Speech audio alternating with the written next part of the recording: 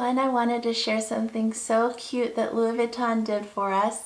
It is Chinese New Year, so happy Chinese New Year. My sales associate Tim Seltzer went ahead and texted me and said, you know, we have a hot stamp just for the Chinese New Year, and this is the year of the pig.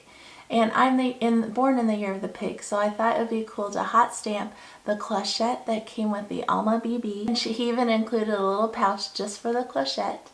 So there it is. And then look, it's so cute. The pig actually looks really happy. There she is. But she's got her little snout up in the air and she's just a super happy pig. And he did such a great job centering her, and then with my initials JS.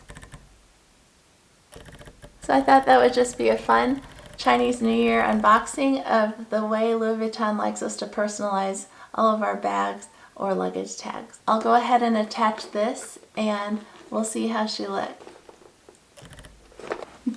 There you go. So now she belongs right there with her bag, and we got the happy pig, which is our astrological sign for Chinese New Year, a zodiac sign. That's actually my husband and I's, both of our signs. But look how happy she looks there.